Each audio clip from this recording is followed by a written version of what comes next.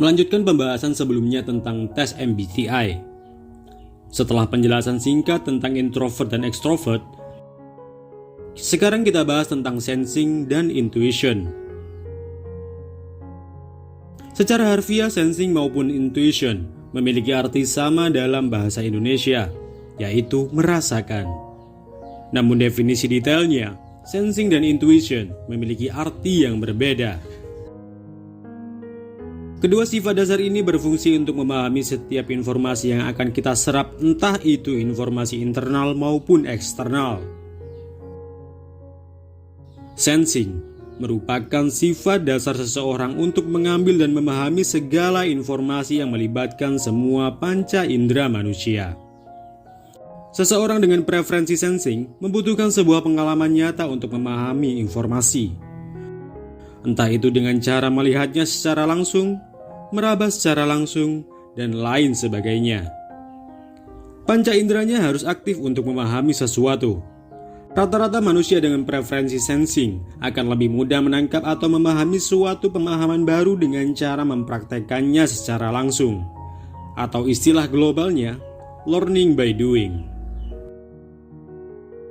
Orang dengan preferensi sensing cenderung memiliki sifat objektif, nyaman dengan hal logis, menghargai keadilan, mudah menganalisa sebuah permasalahan, dan memberikan solusi pasti.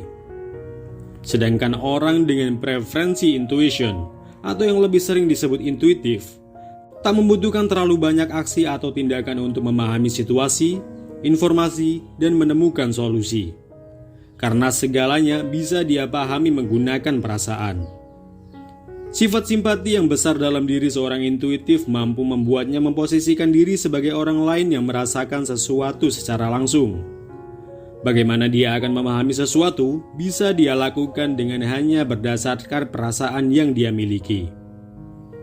Seorang intuitif cenderung memiliki hati yang lembut, simpatik, subjektif, bijaksana, dan pandai memahami orang lain. Sifat sensing maupun intuition sama-sama tidak terbentuk secara utuh bersamaan dengan kesadaran manusia. Sifat ini berkembang dan bertumbuh. Semakin banyak seseorang mendapatkan pemahaman dari setiap informasi yang didapat, sifat dan cara mereka memahami sesuatu juga akan semakin berkembang.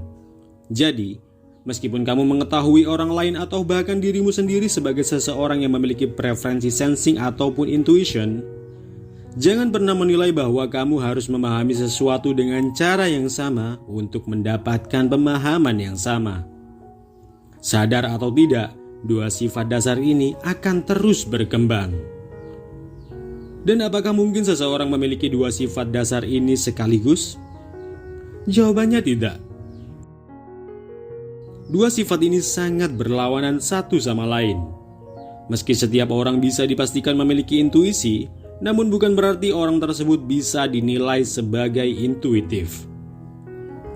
Cara yang digunakan seseorang untuk memahami informasi itulah yang menentukan seseorang itu berpreferensi sensing maupun intuition. Kalian bisa mengetahui kalian seorang sensing atau intuitif dengan mencoba mengikuti tes MBTI secara online yang bisa dengan mudah kalian cari dan temukan di Google atau mesin pencarian lainnya.